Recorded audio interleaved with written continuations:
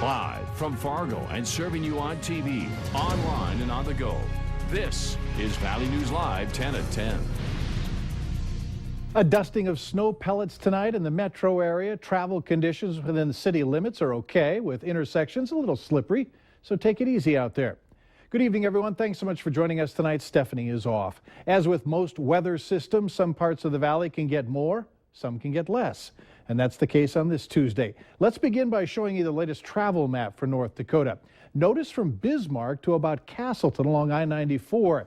The yellow there, that's scattered ice. There's also ice reported south of Jamestown. That has changed from 6 o'clock tonight. South of Fargo along I-94 to about the Kindred exit. And west along Highway 46 to Kindred, there are scattered snow drifts. Valley News Team's Eric Whitehill has been driving in that area. He joins us live by phone now. Eric, tell us what it's like out there. I-29, Mike, looks really good, at least all the way down to the Richland County line. A lot of the side roads, like you had mentioned, 46, 81, people know where the Davenport Road is. But those areas, they are fairly slick. We had a little bit of freezing rain earlier today, and you add in about half an inch of snow for most of these areas here right along the Cass County, Richland County line. It makes for some very slick conditions, especially right around the intersection. So if you are out tonight, make sure you allow for some extra time. North Dakota DOT, they are out. I've seen a number of plows out here yet tonight, and they are doing their best keeping these roads clean. So allow for some extra time. Don't crowd the plow, and we'll all be able to get to work tomorrow morning right on time, hopefully. Good advice. Thanks so much, Eric Whitehill, reporting south of Fargo. Let's take a look at the road conditions in Minnesota, where it's a similar situation. It depends on where you are. There's a lot of green out there. Those are normal driving conditions. It's south of I-94 where it's blue, indicating partially covered roads. The worst, actually northeast of Sioux Falls, South Dakota. That's where roads are completely covered. Let's turn it over to meteorologist Lisa Green, who's been following the snow. She joins us with details on what to expect tonight and tomorrow morning. Lisa? Thanks, Mike. Most of the accumulating snow is winding down. We did get a couple of reports south and west of where Eric was, where heavier snow fell. In Foreman, one of our viewers reports about 2 inches of snow there near the Milner area, an inch and about a half an inch in Wahpeton in Richland County. So some spots did get that extra coating of snow tonight, and there's more out there. As we take a little bit closer look, there's still some light snow falling right over the Lidgerwood area. Lisbon may be seeing a little light snow, even Gwinner still getting a little snow. And there's another region of snow in central North Dakota moving at this point southward. We may still get a little bit moving through tonight. We'll show you our hour-by-hour forecast coming up and what you can expect for the rest of your week in just a few minutes. All right, thanks. We'll look forward to that, Lisa. In other news tonight, school bullying is a hot topic. If you talk to parents, many say they're concerned. And yet, given the opportunity to learn more, many apparently aren't taking that extra step. Valley News Team's Christina Craig attended a bullying seminar tonight held by the Fargo Public School District, where only a handful attended. The child threatened him and said that he would follow him, find out his address, follow him home and kill him. Mary Kadri says her son, now a junior, was bullied in elementary school. My child happened to also struggle with anxiety prior to this, so my concern was that it would make it worse. Like any good parent, Kadri brought this issue to the principal's attention, where she says it was addressed right away. District officials say many times cases go unreported. This is nothing new, that bullying happens when adults aren't around, because otherwise we'd see it and do something about it. Making it difficult to track. Klemick says at the moment, bullying is a hot word for parents. It's easy to say, she's bullying, he's bullying, that person's a bully. I'm not saying it doesn't exist, because we all know it does. But for a hot topic that grabs attention, only 5 showed at this seminar. I think people are very overwhelmed with their lives in general, and they just have a hard time prioritizing making time for some things that they think are important. Sadly enough, I do think that depends on the parents, their self-confidence, their sense of self-worth, their knowledge of what resources are available.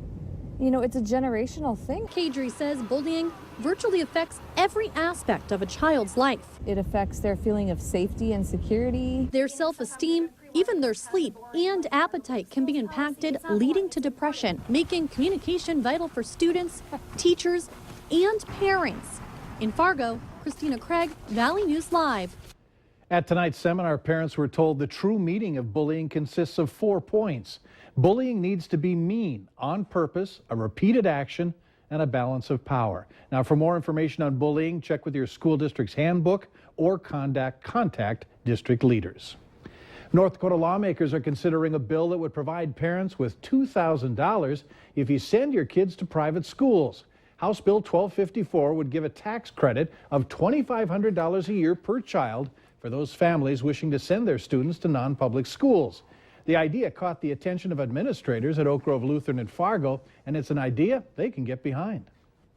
If you compared the $2,500 relative to our tuition, it takes somewhere between 30 and 45% of that burden away, because they could then fund that in a sense through this tax credit. That's significant. The bill still has a long way to go in this year's North Dakota legislature. Controversy tonight about privacy rights and the police. At least 50 departments around the nation using a handheld sensor that can see through walls, thick walls. The company that makes the sensor claims it's used during fires, natural disasters, and hostage situations. The U.S. Supreme Court ruled that generally law enforcement must get a search warrant before using the sensor, but a local attorney says either way the use is concerning. What I've come to see over the years is that if you give somebody the technology to do something and they do it, whether or not they have a warrant. Moorhead and Fargo police say they don't have the Ranger or plan on getting one. The local FBI and U.S. Marshal's offices might be using them. When we asked, the Department of Justice spokesperson couldn't confirm or deny their use. Remember to like Valley News Live on Facebook. You can follow the latest news, weather, and breaking news updates anytime on your feed. Just search Valley News Live, like our page, and you'll stay informed throughout the entire day. Glendive, Montana residents say that they were left in the dark about the possible contamination of their drinking water. An oil spill was reported on Saturday into the Yellowstone River, which is the source of the city's water supply. Investigators still aren't sure how much crude leaked into the river. Test samples have been sent to Billings, but residents weren't notified that their water was unsafe until 2 days after the spill. Members from the EPA, as well as a representative from Bridger, that's the company that owns the pipeline, were going to be in Glendive tonight to update the city on the spill. Minnesota Senator Al Franken is proposing an amendment to the Keystone XL pipeline bill that would require American steel to be used if the pipeline is built. His amendment wouldn't apply if the use of American-made products would raise the price of the project by more than 25%. Votes on the amendment and the full bill could come to the Senate floor as early as next week. Mr. Speaker, the President of the United States. President Barack Obama used tonight's State of the Union address to position himself as a champion of the middle class. This was Obama's second to last State of the Union speech. He urged Congress to raise taxes on the wealthy and use the proceeds to help middle-class Americans with new government help. And let's close the loopholes that lead to inequality by allowing the top 1% to avoid paying taxes on their accumulated wealth. We can use that money to help more families pay for child care and send their kids to college. We need a tax code that truly helps working Americans trying to get a leg up in the new economy, and we can achieve that together. Speaking for the first time to a Congress that is now entirely Republican-led, President Obama's list of help includes paid free family leave, free community college, and new tax breaks for working couples and parents. A community said goodbye at a memorial service for a Mayville State University student today. Matt Holland, a tight end on the MSU Comets football team, was honored today after he died Saturday from a seizure. Holland's coach spoke at the memorial, remembering the smile that never left Matt's face. But I could always count on Matt showing up to meetings and saying something goofy to me in a meeting, making me smile. I may forget his ability on the football field, but I'll never forget what kind of person he was. We're all blessed to have known him. Funeral services will be Wednesday at Barnesville High School. Valley News Live 10 at 10 continues with no wait weather.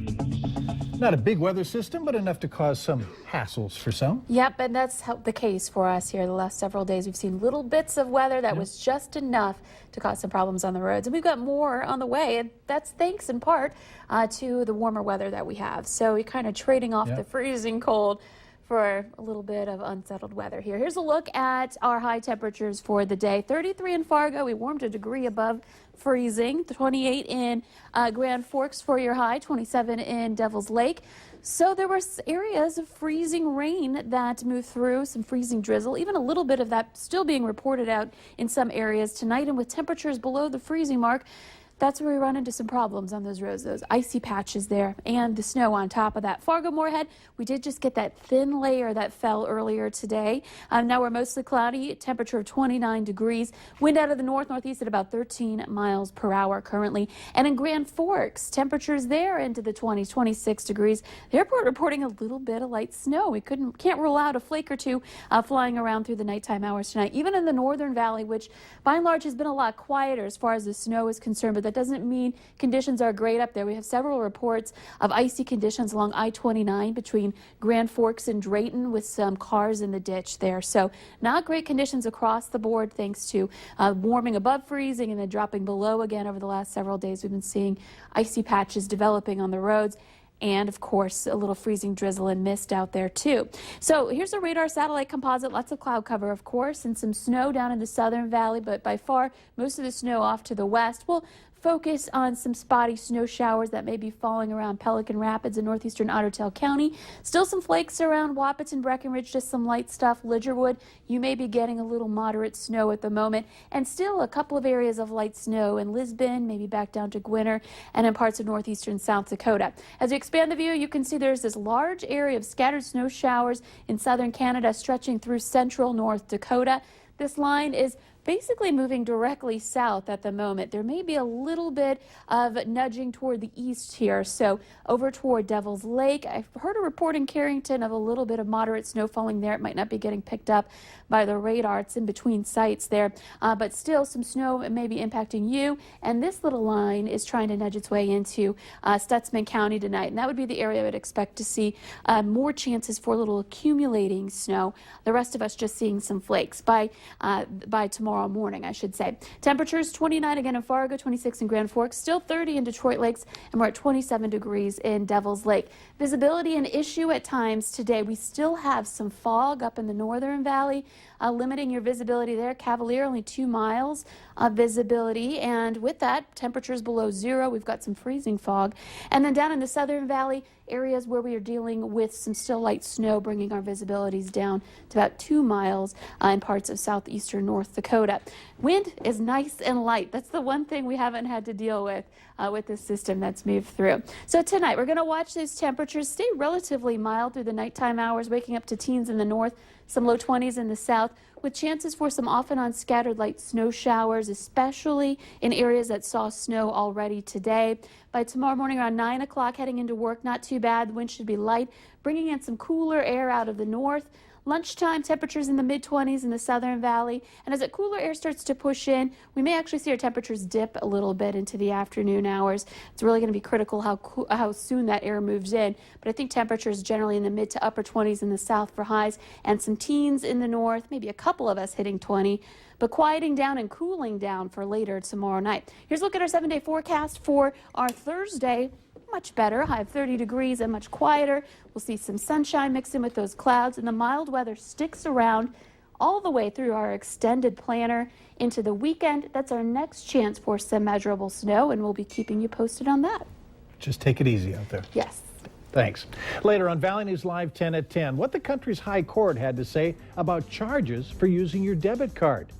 Up next, what foods bug you? What about eating bugs?